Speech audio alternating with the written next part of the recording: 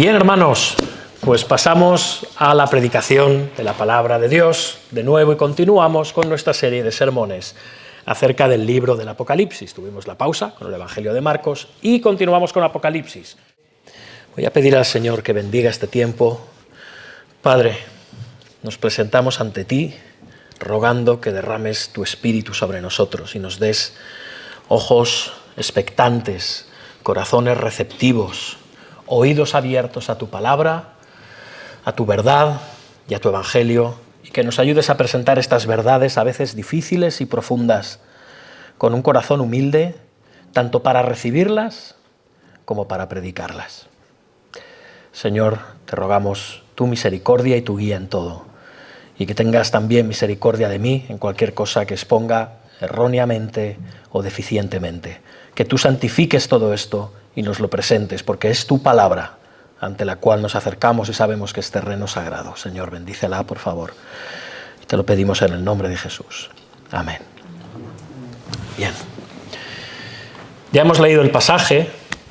Nuestro hermano Claudio lo ha leído. Es un sermón que por necesidad va a necesitar contenido. Por lo tanto, así ahorramos un poco de tiempo.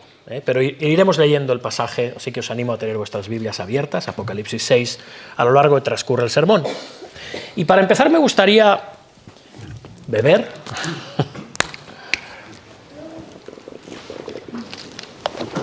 Y preguntaros, atención, pregunta, ¿qué expectativas tenéis ante la vida?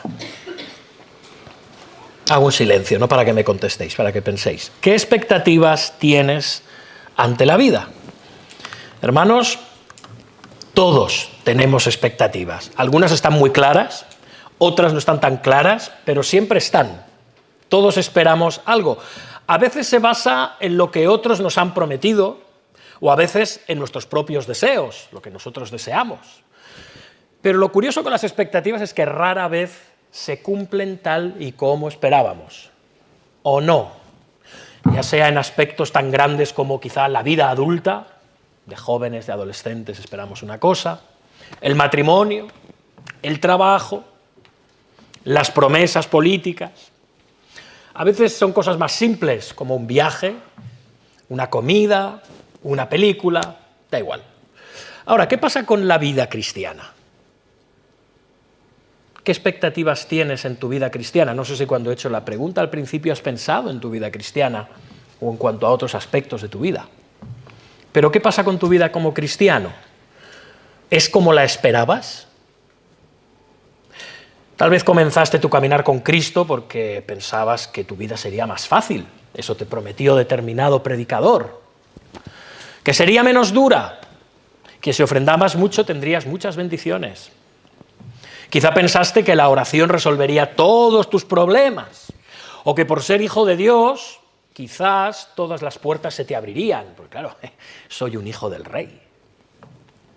Tal vez tú no lo expreses de esta manera, pero la verdad, hermano, hermana, es que cuando nos enfrentamos a dificultades que vienen en la vida, sí o también, nuestra reacción siempre suele ser de sorpresa, de enojo, de tristeza, de resentimiento. Es curioso. A veces lo disimulamos, pero la realidad es esa. Nos decepciona. La vida nos decepciona. ¿Y cómo puede la vida cristiana decepcionarme? Debería de ser todo lo contrario. Bueno, he de decirte que Jesús no ha engañado nunca a nadie. Jesús fue claro y honesto. Por eso es crucial conocer lo que el Señor nos ha prometido. Él no nos ha dejado en la incertidumbre. Antes de ser crucificado, Jesús habló con sus discípulos sobre lo que podían esperar entre su ascensión y su segunda venida. En el mundo tendréis aflicción, pero confiad, yo he vencido al mundo. ¿Era esto lo que esperabas cuando fuiste llamado al reino de Dios? ¿Aflicción? Jesús fue claro de nuevo, fue honesto. Y cualquiera que diga lo contrario, sugiriendo que podemos tener la mejor vida ahora, si somos cristianos, te está mintiendo o te ha mentido.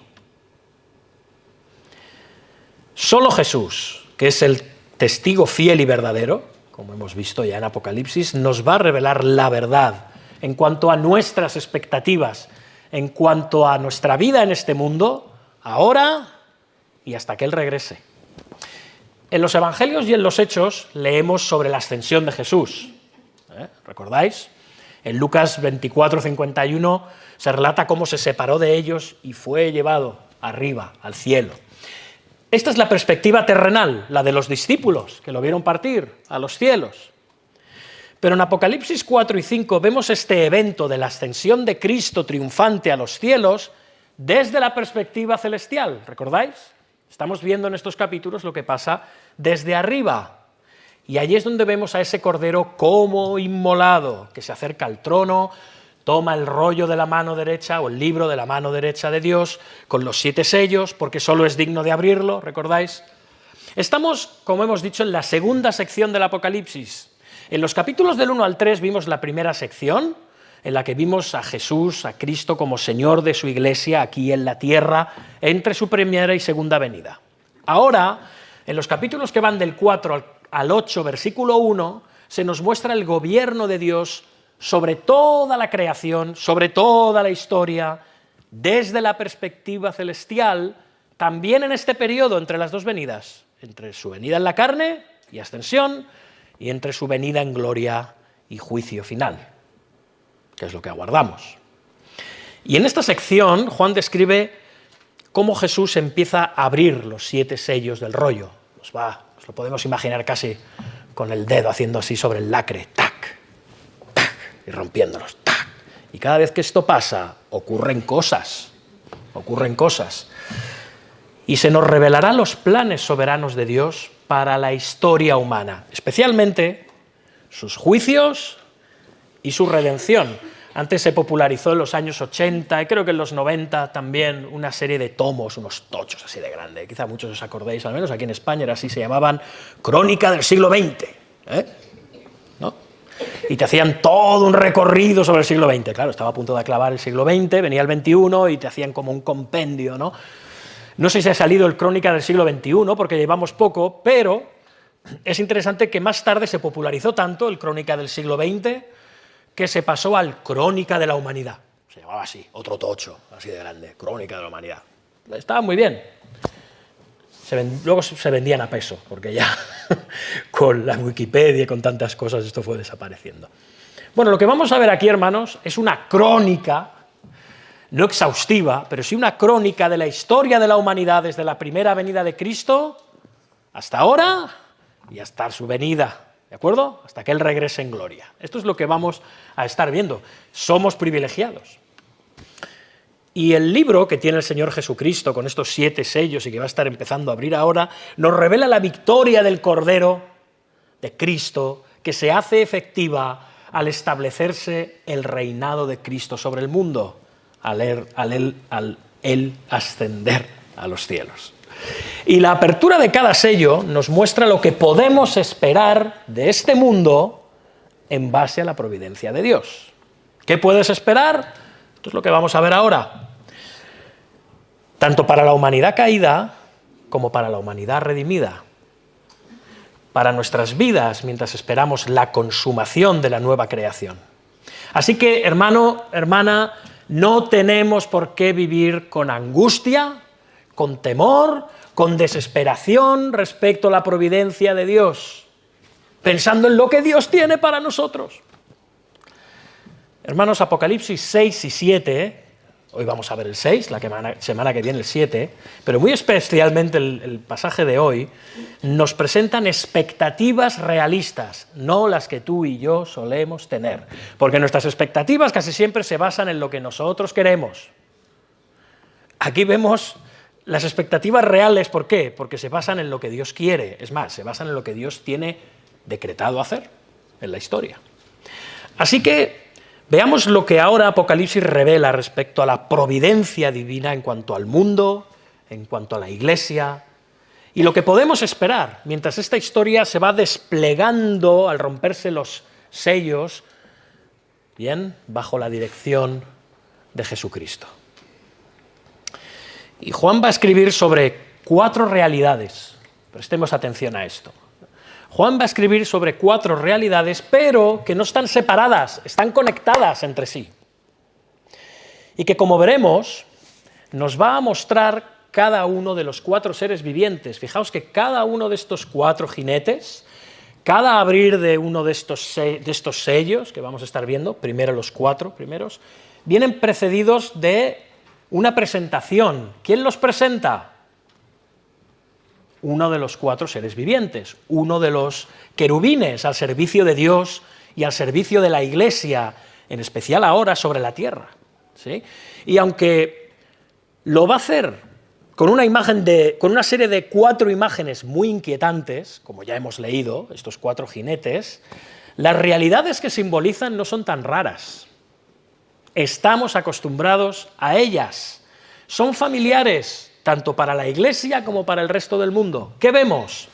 Vamos a ver la sed de conquista en este mundo, que desemboca en la guerra, y luego la guerra trae consigo hambres, escaseces, crisis, enfermedades y finalmente muerte. ¿Algo nuevo? ¿Nos sorprendemos? Esto es lo que vamos a ver en esta mañana. Además, la visión recoge imágenes de visiones anteriores, por ejemplo, del profeta Zacarías, quien en sus mensajes de juicio empleó potentes símbolos como carros llevados por caballos y también caballos. Para los que tomáis notas, en Zacarías 6, del 1 al 8, se describe como 4 carros salen de entre unos montes de bronce, los cuales representan los juicios divinos de Dios, y también emplea símbolos potentes como caballos. También lo vemos en Zacarías 1:8, donde se menciona la visión de un caballo alazán, esto es rojo, que simboliza también el juicio y la intervención de Dios sobre la tierra, sobre las naciones. Así que nos está mostrando que Dios utiliza diferentes medios sobre la tierra y sobre las naciones para traer su juicio. Así que son instrumentos de Dios para el juicio sobre el mundo. Y lo va a hacer también mostrando crisis y conflictos en la historia. Esto lo vemos en Zacarías. Os animo a leer estos pasajes porque son interesantes. ¿Bien? Ahora, ¿qué nos está diciendo Juan? Pues vamos a seguir con la visión. Capítulo 6, versículos 1 y 2. Vi cuando el Cordero abrió uno de los sellos y oí a uno de los 4 seres vivientes decir con voz de trueno, ven y mira. Y esto se va a repetir en cada uno de los jinetes. Cada uno de los querubines está anunciando que prestemos nuestra atención sobre ese jinete que aparece al abrirse cada uno de los sellos. ¿Bien? Y dice, ven y mira. Y miré, y he aquí un caballo blanco, el que lo montaba tenía un arco, y le fue dada una corona, y salió venciendo y para vencer. Así que al abrirse el primer sello, nuestra respuesta inmediata, yo no sé si te ha pasado a ti cuando lo has leído en casa, no sé si has leído antes el libro del Apocalipsis y tienes claras algunas de sus visiones y símbolos, pero lo que nos viene a la mente automáticamente al ver este caballo blanco con su jinete, con su arco, con su corona, es que este es el Señor Jesucristo. Mucha gente lo interpreta así. Incluso comentaristas muy reputados lo interpretan como el Señor Jesucristo. Otros, muy recientemente, lo interpretan como el gobierno del anticristo. Como el anticristo. ¿Sí? Pero, de nuevo, desde una perspectiva bíblica, si nos enfocamos en lo que nos dice Apocalipsis, podríamos pensar que es Cristo. ¿Por qué? Porque en Apocalipsis 19 aparece Jesús montado en un caballo blanco, vestido de blanco, liderando a los ejércitos de Dios al juicio final. Sin embargo, hermanos, al considerar el contexto general del Apocalipsis, especialmente las otras series de juicios que vamos a ver, 7 trompetas, 7 copas, que son juicios de la misma manera, y también a la luz de lo que enseña el Señor Jesucristo en Mateo 24, en Marcos 13, en Lucas 21, parece más probable que este jinete simbolice otra cosa. Y yo afirmo que este jinete representa el deseo de conquista y dominio sobre el mundo, impulsado por la sed de poder y gloria de los hombres a lo largo de toda la historia. ¿Por qué? Bueno, este jinete no lleva las insignias reales de Cristo que vemos en Apocalipsis 19. Fijaos que el Cordero tiene 7 cuernos sobre su cabeza, representando la magnitud de su poder, ¿recordáis? ¿Sí? Pero es curioso que allí en Apocalipsis 19, este Mesías glorificado que vemos tiene muchas diademas. De hecho, utiliza la palabra real en griego, diadema. Diadema, hermanos, es corona real. Corona real, no verdadera, real, de reino. ¿Okay? Lo que llevaban los reyes eran diademas, no en el sentido que pensamos de las mujeres, sino la corona era llamada diadema. Y este Cristo, en el Apocalipsis 19, lo lleva como una representación de su gobierno absoluto sobre las naciones, no una, sino muchas. En cambio, el jinete de Apocalipsis 6.2 lleva solo una corona, y además la palabra griega no es diadema, es stéfanos, que es un símbolo de victoria militar temporal, similar a las coronas que otorgaban a los generales victoriosos en el mundo grecorromano, del tiempo de escribirse el Apocalipsis. Y su misión además es clara, y la forma de expresarlo en el griego es muy interesante, transmite una ansiedad, una compulsividad, una ambición.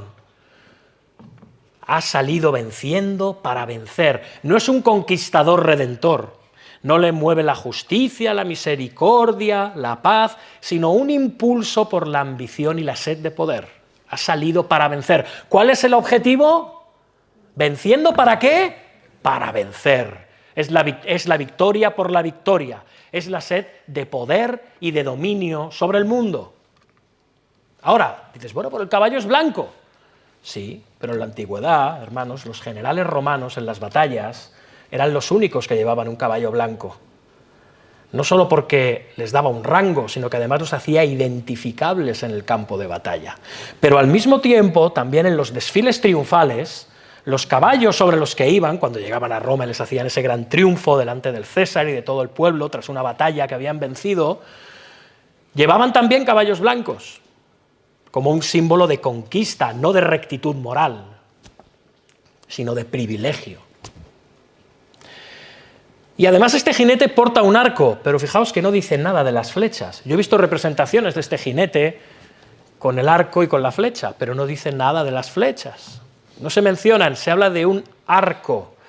Esto puede estar sugiriendo que su victoria no proviene del uso de la fuerza necesariamente, sino de la astucia, de la diplomacia, de una apariencia de autoridad. A diferencia del Cristo de Apocalipsis 19, este jinete no viste ropas blancas, no se nos dice nada de la ropa. Y su identidad y propósito permanecen envueltos en el misterio de la conquista. Así que la historia nos demuestra que el deseo de dominio por parte de los humanos no siempre comienza con la espada, pero inevitablemente, tarde o temprano, acabará conduciendo a la guerra, sí o sí. A la guerra, a la opresión, a la tiranía, a la destrucción. Así que este jinete es un eco de los que han buscado, buscan y buscarán reinar sin someterse a Cristo, el Rey de Reyes, el Señor de Señores. Este primer sello está de alguna manera desatando a los caudillos y militares políticos quienes reciben autoridad para conquistar y oprimir. Es muy curioso porque los romanos, los emperadores romanos, proclamaban la Pax Romana, es decir, la paz romana, una paz que estaba asegurada por la espada. Sin embargo, es muy interesante porque los partos, curiosamente los partos, muy cerca del periodo de escribirse Apocalipsis, derrotaron a Roma. ¿Sabéis cuál era el símbolo de guerra de los pueblos partos? El arco. El arco. Así que los partos demostraron la fragilidad de esta afirmación de que había paz, porque no hay paz. Y esa paz estaba asegurada ¿con qué? Con la violencia. Ay de ti, de que te sublevaras contra Roma. Los judíos lo experimentaron en el año 70 después de Cristo. Así que los cristianos que reciben Apocalipsis por primera vez están sufriendo bajo la opresión, bajo la tribulación del emperador Domiciano, uno de los emperadores más despiadados con el cristianismo de la historia. Además, Juan está escribiendo el Apocalipsis desde la isla de Patmos, está exiliado, ¿por causa de qué? Del testimonio de Cristo. Y a lo largo de la historia, hermanos, Cristo ha desatado soberanamente a hombres como Atila, como Gengis Khan, Napoleón, Hitler, Stalin, Pol Pot y otros tantos que de forma más sutil, pero de la misma manera, tratan de hacerse con el control del mundo, con dominarlo. Quienes han derribado las pretensiones humanas de paz en la tierra son ellos, mientras la humanidad continúa en guerra contra Dios. Como dice el comentarista bíblico Vern Poitres, la paz romana prometía prosperidad, pero la realidad era diferente. La conquista, el derramamiento de sangre, el hambre y la muerte han acechado a la raza humana a lo largo de la era de la Iglesia. Llevamos 2000 años de auténtico deseo y de sed, de conquista y de control sobre el mundo. Y esto va a seguir ocurriendo, no tengas la menor duda, hasta que el Señor regrese. La historia está y estará marcada por guerras, por conflictos, todos impulsados por la lucha de poder, el territorio, los recursos y las personas. Hoy en día, conflictos como los de Ucrania, como los de Gaza, son los más conocidos, pero hermanos, a día de hoy existen más de 2000 conflictos armados en el mundo, de los que se habla poco o nada, porque no interesan. Así que si os pensáis que aparte de Ucrania y Gaza el mundo es un remanso de paz, una balsa de aceite, estamos equivocados. Hay violencia contra los civiles, hay además atentados terroristas, disturbios, protestas, tensiones. Hermanos, los conflictos son algo que esperar. Siempre han sido parte de este mundo. ¿Por qué? Porque las agendas de las naciones y de los pueblos van a entrar permanentemente en conflicto. Y la Iglesia sufre también los efectos de todo esto. Esta ansia de poder y dominio continúa siendo una realidad constante. Y nosotros lo sufrimos. La misma persecución que experimentaron los cristianos bajo Domiciano, la han seguido experimentando a lo largo de los siglos en diferentes momentos. Aún hoy en día, en muchos países sigue experimentándose opresión, control, cuando no muerte, debajo de gobernantes autoritarios que desean solo la gloria para ellos. Así que sí, este jinete salió venciendo para vencer. Y parece que no le ha ido mal hasta el día de hoy.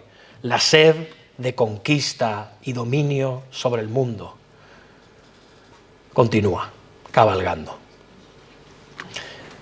Pero pasamos a los versículos 3 al 4. Este nos puede parecer mucho más obvio, porque es una consecuencia del primero, además. La sed de conquista y dominio sobre el mundo, ¿qué trae? Se abre el siguiente sello y a continuación llegan las guerras y la violencia. Cuando abrió el segundo sello, oí al segundo ser viviente que decía: ven y mira. Y salió otro caballo bermejo, esto es rojo oscuro, y al que lo montaba le fue dado poder para quitar de la tierra la paz, y que se matasen unos a otros, y se le dio una gran espada. Al recibir el segundo sello, o al abrir, mejor dicho, Cristo está desatando, dentro de la historia bajo su control, este caballo bermejo de color rojo oscuro o rojo sangre. Este color, hermanos, refleja precisamente la sangre derramada en los conflictos, no solo en guerras, sino en todo tipo de enfrentamientos humanos. Hermanos, en cualquier lugar del mundo siempre encontraremos noticias de asesinatos y de crímenes, no solo promovidos por la guerra. El ser humano tiene la afición de exterminarse mutuamente. La humanidad está marcada por el odio, así lo vemos desde el relato de Caín y Abel. Así que el color rojo de este segundo caballo podemos decir que encaja con el tema del derramamiento de sangre por medio de la violencia. Tiene esa espada. se le concedió hacer, como está diciendo el pasaje, quitar la paz y que se matasen unos a otros. Se le da una gran espada, se le permitió quitar la paz. Fijaos que hay un permiso celestial. Mientras que el primer jinete trae conquista militar, o conquista política, o conquista económica, del tipo que sea, o conquista comercial, el segundo jinete desata guerras civiles, guerras entre naciones, violencia dentro de las sociedades. Hermanos, Cristo no es quien causa directamente estas guerras y esta violencia. No. Pero al retirar su gracia y restricción, muchas veces ésta se expresa bajo su control soberano, porque ese es el anhelo y el corazón del hombre, dominarse y exterminarse los unos a los otros. Y la razón de esto es el odio inherente en la humanidad pecaminosa. ¿Recordáis lo que dice Santiago? Lo hemos visto recientemente. ¿De dónde vienen las guerras y los pleitos entre vosotros? ¿No es de vuestras pasiones, las cuales combaten en vuestros miembros? Codiciáis y no tenéis, matáis y ardéis de envidia y no podéis alcanzar, combatís y lucháis. Bueno, Santiago está hablando en medio de la iglesia, claro, y en la iglesia posiblemente nadie se vaya a matar, pero fuera sí. Fuera sí. Y lo vemos a diario. Y es irónico porque una sociedad que se aparta de Dios, al mismo tiempo, no para de sorprenderse de la violencia. Cuanto más lejos estamos de Dios, más nos inquieta y preocupa que el mundo sea violento. Hermanos, la gracia de Dios es la única restricción sobre los corazones violentos y asesinos y homicidas de los seres humanos. No quieres su gracia, no la tendrás. Tendrás lo que sale de tu corazón. ¿Y qué sale de tu corazón? Todo lo que nos dice el Señor que sale. Los asesinatos, las guerras, los pleitos, las enemistades, etcétera, etcétera, etcétera. Las obras de la carne. Hoy, hermanos, nuestra sociedad ha fomentado las influencias destructivas. No me voy a poner a cuestionar qué tipo de películas vemos, a qué tipo de videojuegos jugamos, ni nada por el estilo. Pero el entretenimiento glorifica permanentemente la violencia. Y cuando estas fuerzas pecaminosas se desatan, y viene el caos, y viene el derramamiento de sangre, como lo ocurre muchas veces en los Estados Unidos, en escuelas, en institutos, como ocurrió en el famoso Instituto Columbine. Entonces, los políticos y las instituciones y las personas se escandalizan, se sorprenden, pero si lo que se fomenta es precisamente la violencia constantemente. Incluso a la hora de entretenerse, vamos a jugar al paintball. Yo he jugado al paintball, es muy divertido. Pero párate a pensar un momento. Bueno, también el softball también, y otros tantos. Es muy divertido. También he jugado al Call of Duty, por si alguien lo tiene por ahí fichado.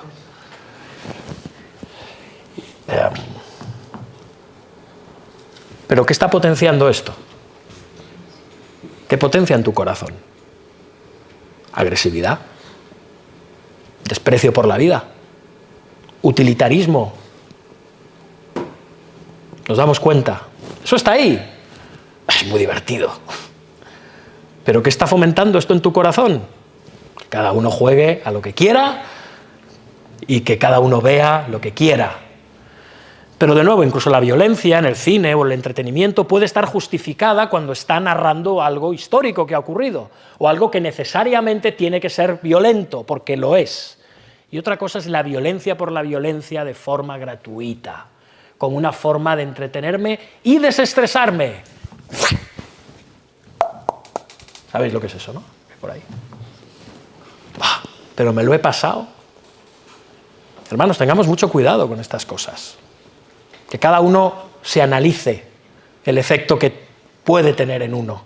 Pero la realidad es esa. ¿Por qué te consternas? El mundo es violento y se fomenta esa violencia. Apocalipsis 6, del 3 al 4, nos está diciendo que este jinete rojo es portador de matanza.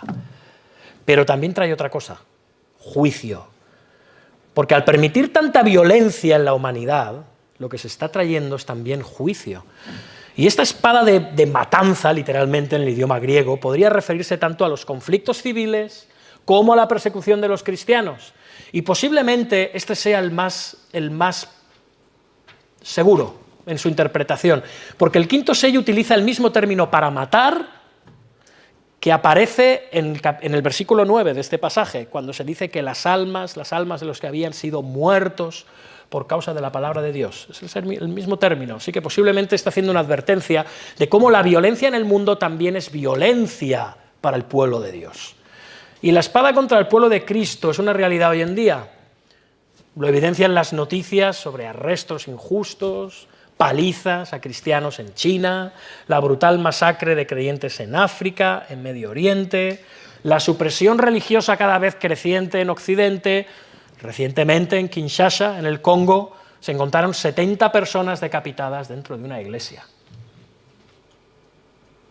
por parte del Estado Islámico. El mundo sufre y la iglesia sufre junto con él. La violencia es para todos, para todos. Y este derramamiento de sangre nos lleva al desatamiento del tercer sello. Versículos 5 y 6. Vemos hambrunas, crisis económicas. Cuando abrió el tercer sello, oí al tercer ser viviente que decía: ven y mira. Y miré, he aquí un caballo negro, y el que lo montaba tenía una balanza en la mano, para medir alimentos, etc.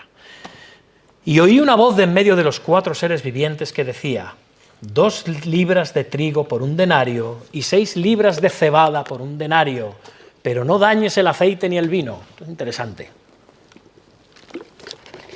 Este caballo negro está trayendo hambre a la tierra. Aparece con la advertencia: 2 libras de trigo por 1 denario y 6 libras de cebada por 1 denario. Lo que está describiendo, hermanos, a nosotros nos puede sonar como: ¿y esto? Esto es un colapso en términos económicos. Para los lectores de Apocalipsis de aquel momento, escuchar esto era un shock. Un colapso económico, están describiendo estas palabras, tan severo que las personas no pueden costearse ni lo más elemental para sobrevivir. La provincia de Asia, aunque era autosuficiente en aceite de oliva, en vino, en grano, porque venía de Egipto y otros lugares, se encuentra con estas palabras. Los precios reflejan, hermanos, una inflación de entre el 800 y el 1600%. ¿Sabéis lo que es eso? Los argentinos casi. Pero tampoco. Peor. Es exagerado. Es imposible para la época. Hermanos, con el costo de 1 denario, que era el salario de un día, una persona solo podía comprar cerca de unos 350 gramos para hacerse algo de comer él. Gramos de grano, ¿se entiende? De trigo. Así que no podía sostener a su familia. Así que la única alternativa era la cebada, que es un grano menos nutritivo y que además estaba reservado para el ganado. Pero ni aún así podían comprar este grano, lo cual hacía que las familias viviesen al borde de la subsistencia. Esto nos recuerda un poco cuando vas al Mercadona y ves cómo van aumentando los precios, ¿no? No se nos hace tan raro, ¿verdad? Tampoco a nosotros. Hermanos, este jinete lo que trae es la escasez. Pero cuidado, fijaos, es interesante, no el hambre total. Esto explica el clamor: no dañes el aceite y el vino. La preservación de los olivos y de los viñedos sugiere algo muy interesante, y es que los pobres siempre son los más afectados en las hambrunas. Porque mientras que los ricos pueden mantener sus lujos, el aceite lo era, y el vino también. Este clamor también podría aludir a una hambruna en Asia en el año 92 después de Cristo, propiciada por las políticas del propio emperador Domiciano, porque este hombre ordenó la destrucción de olivares y de viñedos para dar paso a cultivos de cereales y así hacer más posible alimentar a la gente a precios más económicos. Y esto provocó una serie de revueltas y de conflictos de parte de los terratenientes y de la gente rica, que hizo que el emperador revocara su decreto. Así que esta visión de Juan refleja esta situación desde el punto de vista de una grave crisis económica, conflictos civiles, luchas de clases. Nada nuevo en estos últimos 2000 años. Y hermanos, de nuevo, especialmente cuando una sociedad rechaza la verdad de Dios, se vuelve más injusta y se vuelve menos ecuánime y se vuelve menos sabia en su manera de administrar los recursos. Y esto acaba trayendo inestabilidad y crisis económica siempre. Y sí, los cristianos sufrimos bajo las crisis económicas, especialmente cuando nuestra lealtad en Cristo nos causa dificultades con los jefes o con las autoridades. ¿Recordáis la iglesia de Pérgamo y las otras? Que tenían que comer cosas sacrificadas a los ídolos o cometer fornicación para participar en estos ritos que les permitían hacer entrar ¿dónde? ¿Recordáis? En los gremios comerciales que tenían su propio Dios. Y si no participabas en esto, podías acabar muy mal, sin poder trabajar en tu oficio. Y esto tenía repercusión en tu economía y tenía repercusión en tu vida y en tu familia. Más adelante Apocalipsis nos va a hablar de esa marca de la bestia, sin la cual nadie va a poder comprar ni vender. Esto demuestra que los cristianos podemos ser excluidos de la economía por nuestra fidelidad. Quizá nuestros jefes nos pidan hacer cosas impropias, o quizá jefes cristianos tengan que someterse a las agendas ideológicas y políticas, o incluso económicas de este mundo para poder tener su negocio. Y si no te adscribes a ellas, por ejemplo, un curso en tolerancia o en igualdad de género, un curso en aceptar a los homosexuales como... ¿Sí? Ya entendéis por dónde voy, ¿no? Y no estamos diciendo que no haya que respetar a todo el mundo, ni que tenga que haber igualdad de salarios, de oportunidades, de derechos, ni estamos diciendo que a los homosexuales haya que despreciarlos ni maltratarlos, nadie está hablando de eso, que nadie se ponga nervioso si el algoritmo de YouTube lo detecta esto por las redes, ¿de acuerdo? No estamos diciendo eso, estamos diciendo que se nos obligue por ley a tener que aplicar estas políticas y estas formaciones en nuestras empresas cuando a lo mejor consideramos que no tenemos por qué hacerlo, o porque va en contra de nuestros principios. Un jefe cristiano también podría tener problemas aquí, porque eso puede suponer multas, eso puede suponer sanciones, o incluso el cierre de su negocio. No sería la primera vez, cada vez es menos extraño que esto ocurra. Curioso que países que dicen proteger la libertad religiosa, los cristianos a menudo son presionados a vivir su fe en lo privado, pero en el ámbito laboral, incluso, oye, ese crucifijo te lo metes por dentro, Bueno, digo que lleves, ¿no? Como un rapero.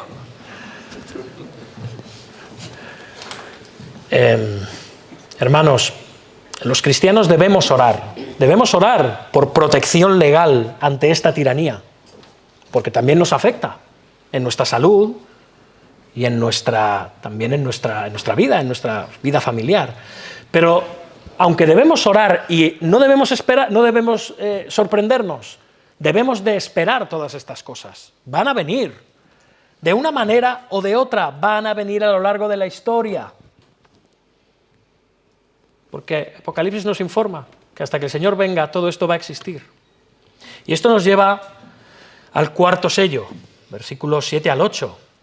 Cuando abrió el cuarto sello, oí la voz del cuarto ser viviente que decía: ven y mira. Y miré, he aquí un caballo amarillo, y el que lo montaba tenía por nombre Muerte, y el Hades le seguía, y le fue dada potestad sobre la cuarta parte de la tierra, para matar con espada, con hambre, con mortandad y con las fieras de la tierra.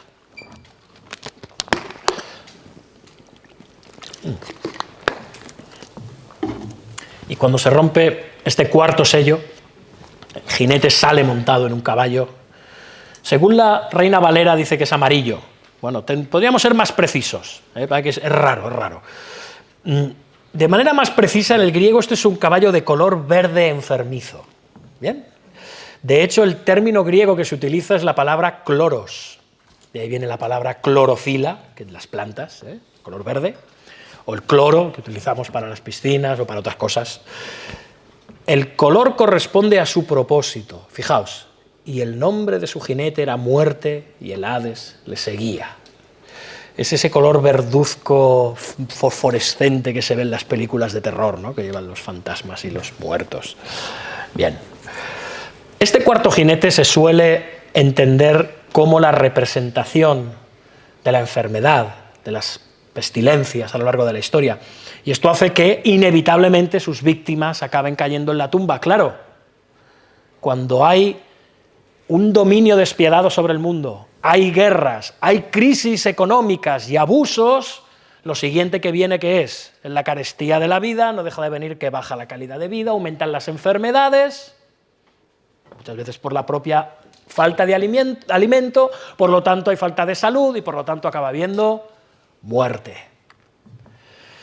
Y este cuarto jinete, montado en este caballo amarillo o verde cloro, representa la muerte que sigue al hambre o a las enfermedades, pero también a la guerra y a la violencia, porque estas también traen enfermedades y calamidades. En tiempos del emperador Domiciano, de hecho, cuando se escribe esta carta, las crisis económicas, las hambrunas, las enfermedades estaban devastando el Imperio Romano y afectaba especialmente a los cristianos.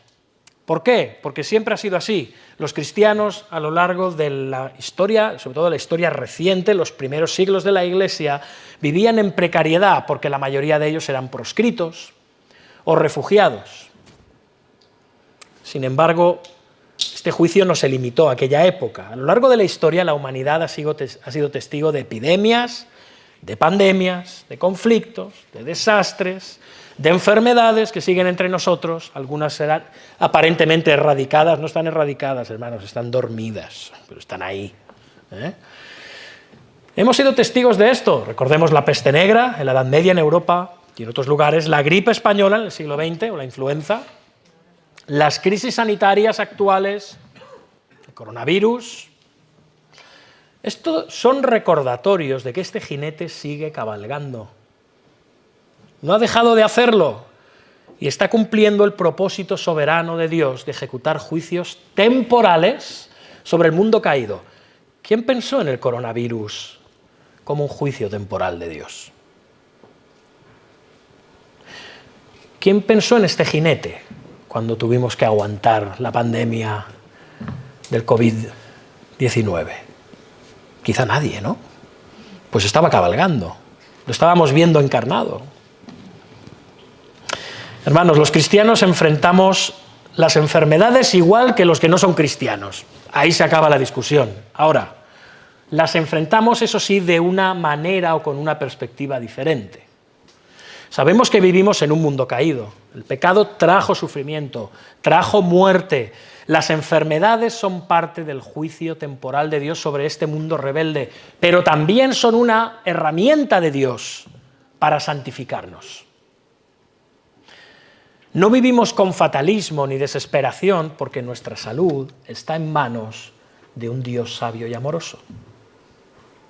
No está en manos de los médicos, aunque los médicos son un medio de gracia de parte de Dios para darnos también ese cuidado sabio y amoroso.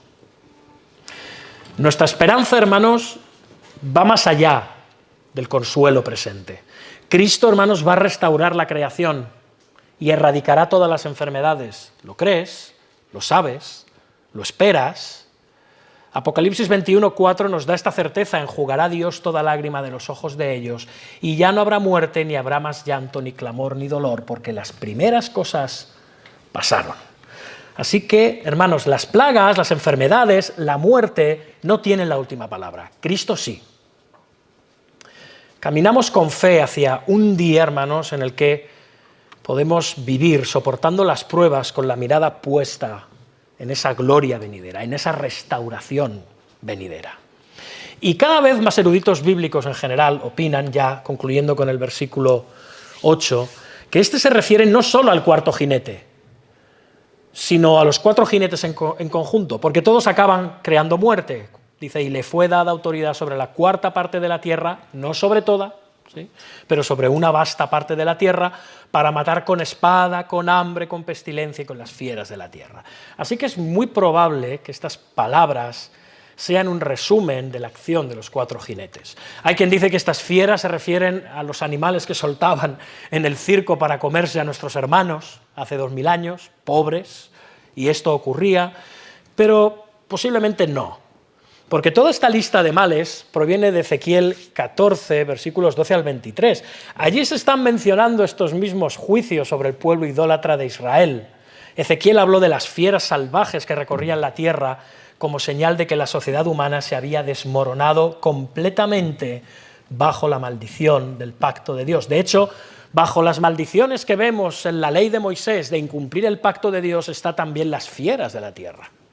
Porque la tierra se abandona. Y cuando la tierra se abandona, y cuando la tierra no se cuida, y cuando no se guardan los sábados, y los 7 años, y los jubileos que tenía que cumplir Israel cada 7 años y cada 50 años, la tierra se va volviendo cada vez más indómita. Y es más fácil que afloren criaturas como en aquel tiempo leones, perros, salvajes, chacales, lobos. ¿Sí?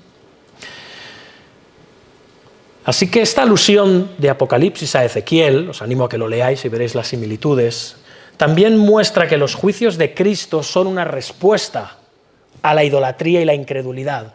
Aquellos juicios a Israel eran por la idolatría e incredulidad de los israelitas, pero ahora es por la idolatría e incredulidad de este mundo. Los justos van a sufrir junto a los impíos, pero, como también dice el pasaje de Ezequiel, sin embargo, he aquí quedará en ella, en la tierra, un remanente, hijos e hijas, que serán llevados fuera. Hay un remanente salvado por gracia.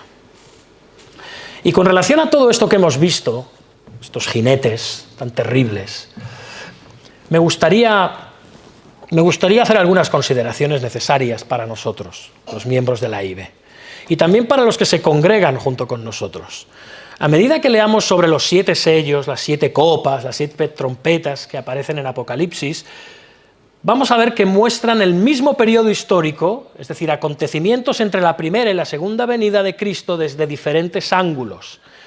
Pero también veremos que la muerte y que la destrucción van en aumento. De hecho, el terror por estas visiones va a intensificarse.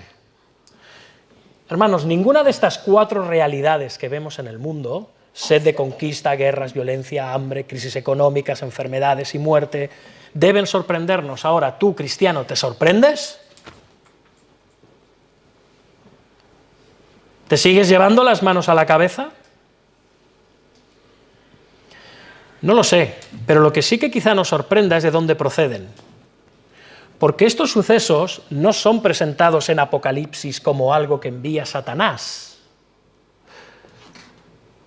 No son vistos como eventos demoníacos en el mundo. Os puedo decir que muchas iglesias se presentan como eventos demoníacos. Todas estas calamidades en muchas iglesias presentan esto como la obra de Satanás y del gobierno de Satanás sobre el mundo. No. Son eventos ordenados por Cristo. Y esto sí que quizás nos sorprenda. Las guerras, los disturbios sociales, los problemas económicos, la desigualdad, la enfermedad, la muerte, proceden del salón del trono de Dios que vimos en los capítulos 4 y 5. Fijaos, al primer jinete le fue dada una corona, al segundo le fue dado poder para quitar de la tierra la paz y que se matasen los unos a los otros. Además, también dice que le fue dada una gran espada. Y cuando aparece el tercer jinete, la voz dice: 2 libras de trigo por un denario y 6 libras de cebada por un denario, pero no añades el aceite ni el vino. ¿De dónde procede? Procede de en medio de los 4 seres vivientes. ¿Y qué hay en medio de los 4 seres vivientes? El trono. Y Cristo en el trono. Y al cuarto jinete le es dada potestad sobre la 4ª parte de la tierra para matar. ¿Quién otorga todo esto? ¿Quién da todo esto? El Cordero que está en el centro del trono.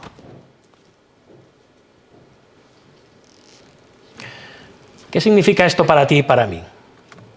Dios es cruel. Hermanos, en vez de entender el juicio... No, Dios no es cruel.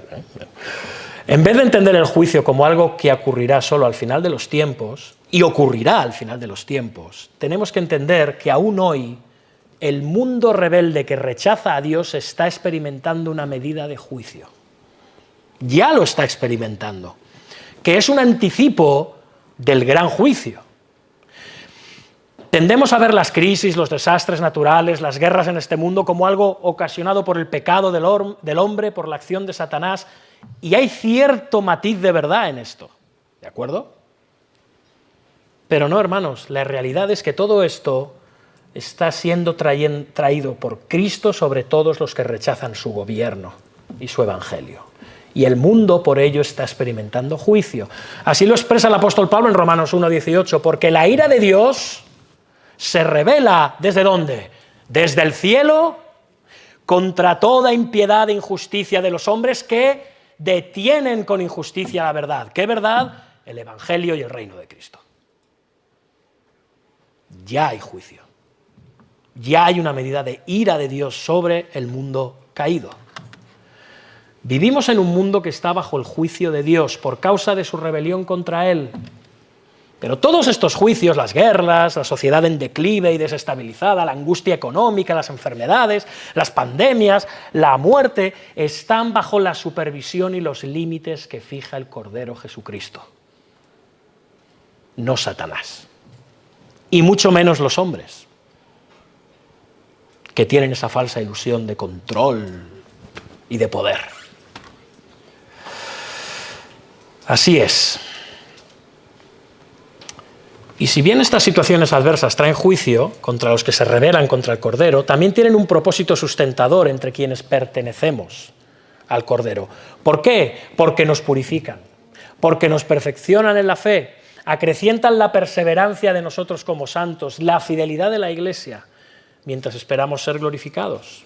Y estos primeros 4 sellos han sido presentados con la voz de los 4 seres vivientes. Fijaos, la han anunciado ángeles. Todo esto es un anuncio angélico. Cada jinete lo anuncia un ángel.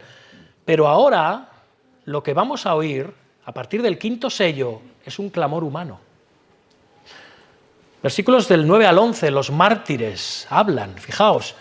Cuando abrió el 5.º sello, vi bajo el altar las almas de los que habían sido muertos por causa de la palabra de Dios y por el testimonio que tenían, y clamaban a gran voz diciendo: ¿hasta cuándo, Señor, santo y verdadero, no juzgas y vengas nuestra sangre en los que moran en la tierra?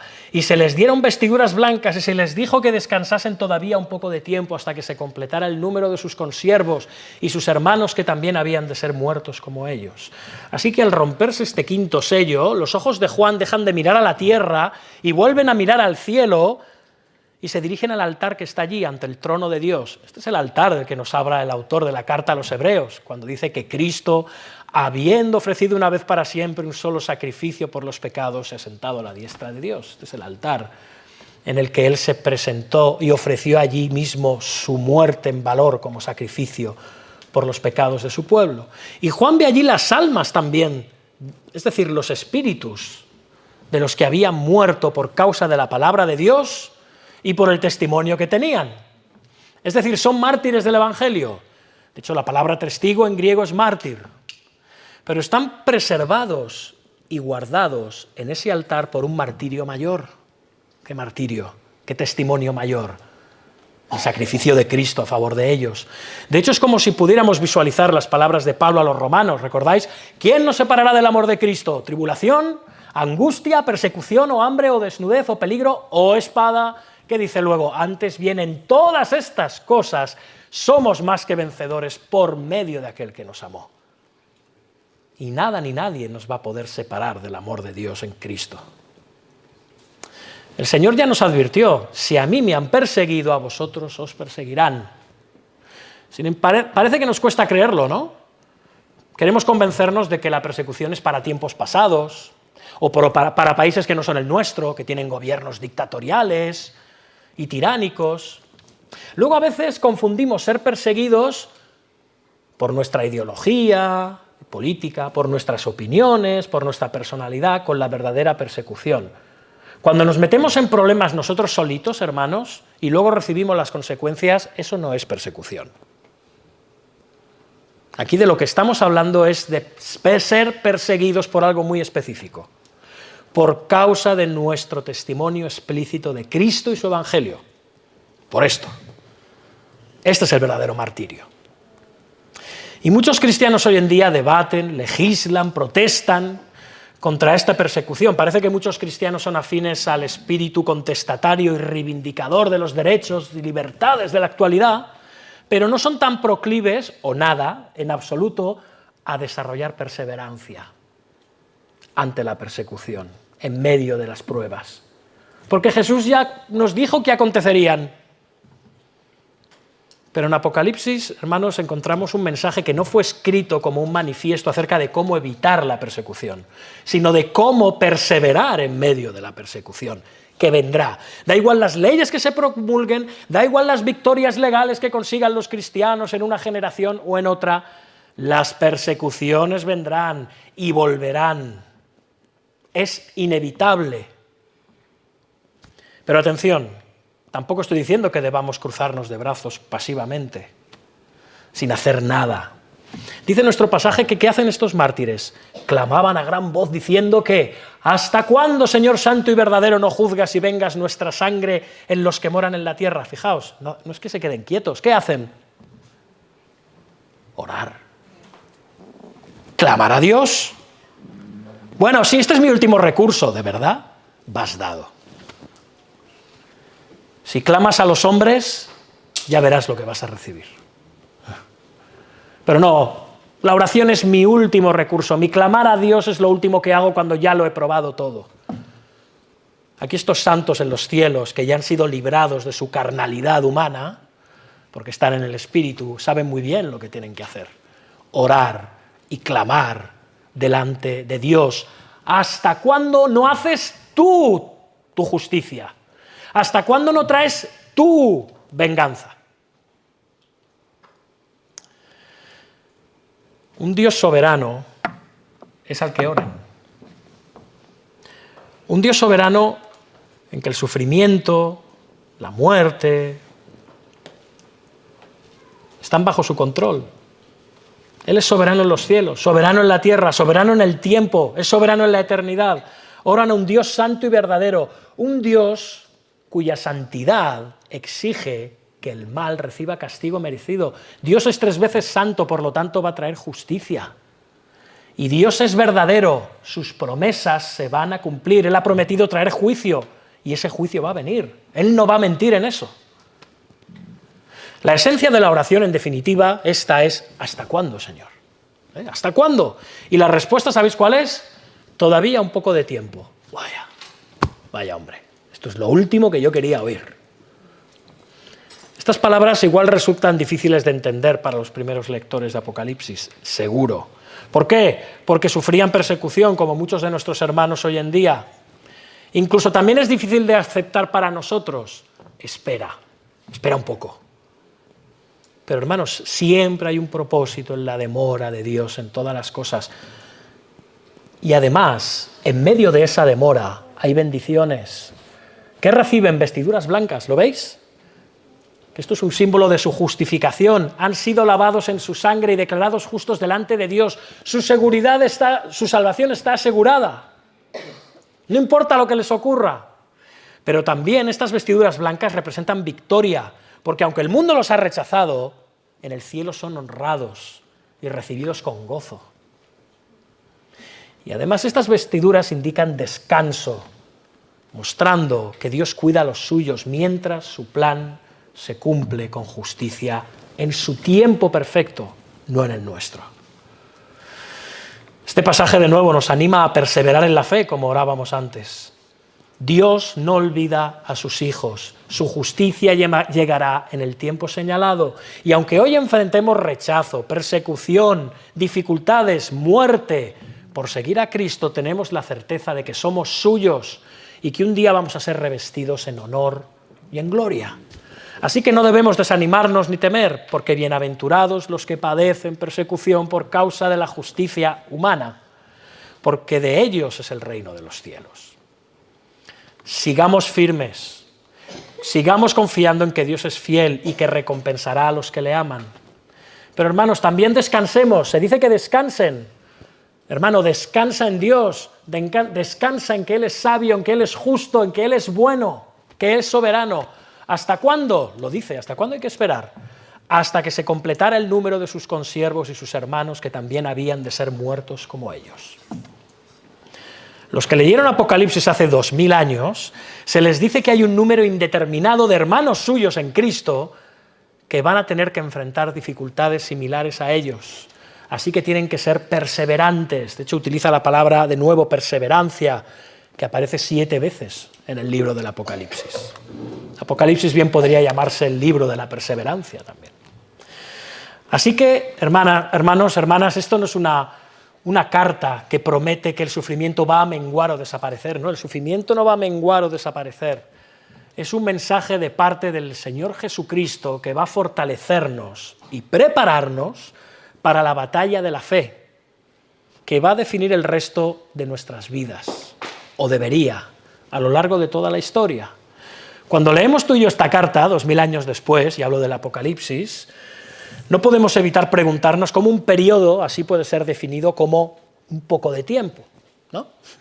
Pero evidentemente el tiempo en los cielos pasa de manera diferente a cómo transcurre en la tierra. Aguardar a que Dios actúe y enderece las cosas puede parecer una espera muy larga.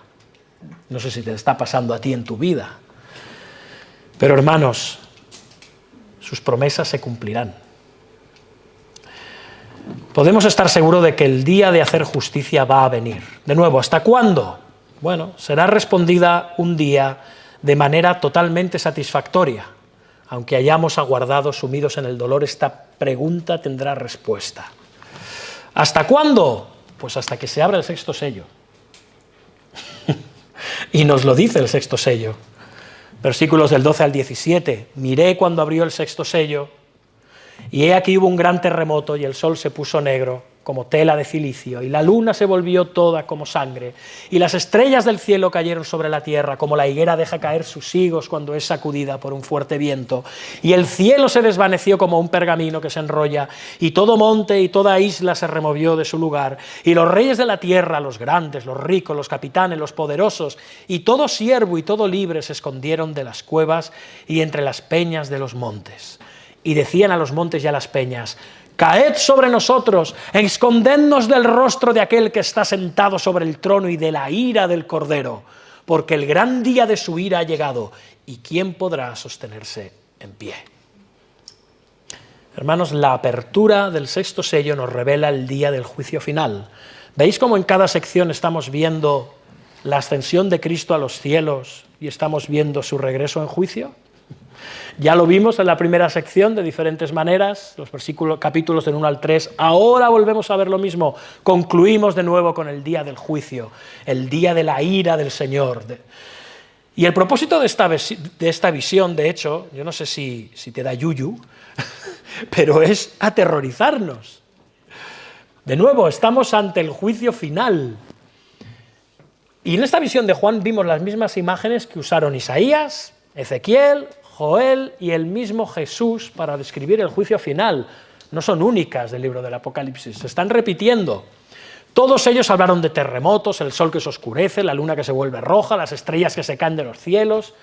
¿Qué transmite esto, hermanos? Esto es un lenguaje que nos transmite la idea de que los elementos que Dios creó tan sólidamente, tan inamoviblemente, especialmente los de los cielos, en su creación, lo vimos en Génesis 1, se apagarán y caerán de su lugar. ¿Veis lo fuerte que es la idea? ¿Veis lo fuerte que es el símbolo? ¿Qué es más estable que la luna? ¿Qué es más estable que el sol? ¿Qué es más estable que las estrellas? ¿Qué es más estable que el cielo? Todo esto se va a remover. Esto nos muestra claramente el terror del día del juicio. Todo lo que es permanente será sacudido. Y el propósito de esta visión, aunque de hecho, como he dicho, es aterrorizarnos, esto debe ser así en el caso de la humanidad impía, porque ellos, en vez de ser movidos al arrepentimiento, ¿qué hacen? Se esconden entre las peñas, entre los montes. Prefieren esconderse de Dios que esconderse en Él por medio de Cristo. ¿Veis la paradoja? El ser humano lleva haciendo esto desde la caída. ¿Recordáis en Edén? Oí tu voz y tuve miedo. ¿Y qué hizo? Y me escondí. Esto hace el ser humano ante la presencia de un Dios santo. Y aquí no va a haber excepciones, porque normalmente en los desastres, en las guerras, los ricos casi siempre se acaban librando, ¿no?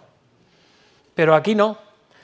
Los ricos y los importantes se libran y los pobres y humildes pagan las consecuencias. Aquí se nos dice que los reyes de la tierra, los grandes, los ricos, los capitanes, los poderosos, todo siervo y todo libre, todo el mundo será juzgado en el día de juicio. Todos ellos comparecerán delante de Cristo, el Cordero, y su ira. Y estos símbolos, de nuevo, imágenes, pretenden que veamos con claridad que cuando venga ese día, jamás nada volverá a ser igual, porque la creación actual va a pasar a una nueva creación, que se va a consumar. ¿Recordáis el apóstol Pedro? Pero el día del Señor vendrá como ladrón en la noche, ¿recordáis? En el cual que los cielos pasarán con gran estruendo, y los elementos ardiendo serán deshechos, y la tierra y las obras que en ella hay serán quemadas. Ahora dice el apóstol, puesto que todas estas cosas han de ser deshechas, ¿cómo no debéis vosotros andar en santa y piadosa manera de vivir, esperando y apresurándoos para la venida del día de Dios, en el cual los cielos encendiéndose serán deshechos, y los elementos siendo quemados se fundirán? Pero nosotros esperamos, según sus promesas, cielos nuevos y tierra nueva, en los cuales mora la justicia. Este es nuestro consuelo. El mundo sentirá terror, nosotros estaremos dando gracias a Dios. Como dice Pedro, al mismo tiempo que nos atemoriza esta visión de Apocalipsis 6 en cuanto al juicio final, debe llenarnos de esperanza y deseo de vivir para la gloria de Dios, porque los que no aguardan, porque lo que nos aguarda a los verdaderos cristianos, nacidos de nuevo, es el poder del Espíritu, y eso no es terrorífico. Eso es glorioso. Aguardamos una nueva creación. Como dice Apocalipsis 21, vi un nuevo cielo y una tierra nueva, porque el primer cielo y la primera tierra pasaron. Enjugará Dios todas las lágrimas de los ojos de ellos, y ya no habrá muerte, ni habrá más llanto, ni clamor, ni dolor, porque las primeras cosas pasaron. Para concluir, hermanos, no será así para todos. No. Ya hemos oído a los mártires que claman en los cielos, pero ahora estamos oyendo a la humanidad que clama en la tierra, no a Dios, sino a los montes y a las peñas, para rogarles que caigan sobre ellos y los aplasten. Personas que preferirán morir antes que estar delante de Dios y su trono, contra el cual se han rebelado. Personas que preferirán morir antes de estar cara a cara ante el Cordero victorioso, el Rey de Reyes, cuya sangre han escarnecido y han rechazado. Ellos se burlaron del juicio como una posibilidad ridícula y ahora se dan cuenta que es una realidad inevitable. Ante el día de la ira divina, la humanidad consternada se preguntará, ¿quién podrá sostenerse en pie? ¿Quién puede sostenerse en pie? La respuesta se da en el capítulo 7. Ahí se nos dice quién, y solamente quiénes pueden sostenerse en pie, donde se muestra una gran multitud de creyentes redimidos en el cielo, quienes creyeron en el Evangelio, confesaron su necesidad de perdón con arrepentimiento y abrazaron a Jesús como Señor y Salvador, y de este modo fueron librados de la ira venidera. Y si hoy estás aquí escuchando este sermón y no eres cristiano, estás viviendo tu vida de espaldas a Dios y a su Hijo eterno, Jesucristo. Y si es así, tu destino será el de estas personas aterrorizadas que preferirán la muerte a la vida el día de juicio. Pero Cristo es manso y humilde de corazón, como el Cordero de Dios, y Él te extiende su invitación. Pero cuidado, también es el león de la tribu de Judá. Y llegará el día de la ira del Cordero. Por lo tanto, hay un llamado a que te arrepientas. Arrepiéntete delante del que está sentado en el trono, el Dios 3 veces santo, y ante el Cordero inmolado, Jesucristo, y cree en su sangre derramada para perdón de pecados en la cruz, y serás salvo. Solo así podrás unirte a los que claman en los cielos a Dios para perdón, vida, salvación y redención eternas. Arrepiéntete y cree en este Evangelio. Ahora, para concluir, de verdad, Apocalipsis 6 pasaje intenso, revela la providencia de Dios en medio de la tribulación y el juicio. Aunque a veces los eventos parezcan caóticos, el Cordero es quien abre los sellos, nada ocurre fuera de su voluntad, forma parte de su plan divino que culminará con la consumación de todas las cosas. Y esto nos da confianza, hermanos, en un mundo lleno de injusticia, de sufrimiento. Sabemos que Dios sigue gobernando con sabiduría y propósito. Y mientras aguardamos el regreso de Cristo, debemos ajustar nuestras expectativas, hermanos. No esperemos un mundo que se transforme progresivamente en el reino de Dios, sino esperemos un tiempo de tribulación cada vez más creciente, donde los juicios de Dios se seguirán manifestando, pero la Iglesia permanecerá fiel, perseverante y victoriosa en medio de esos juicios. Este clamor de los mártires debajo del altar, ¿hasta cuándo?, nos muestra que Dios no es indiferente al sufrimiento de su pueblo. Él está oyendo las oraciones de su pueblo en los cielos. Y en su providencia Él ha determinado el tiempo de hacer justicia. Así que debemos perseverar en la oración, confiando en que el día de nuestra vindicación y su vindicación por encima de todo llegará. Pero Apocalipsis 6 también nos muestra el terror de los impíos.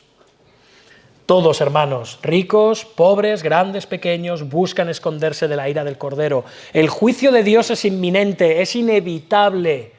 Y esta escena subraya la necesidad que tienen de arrepentirse y de creer.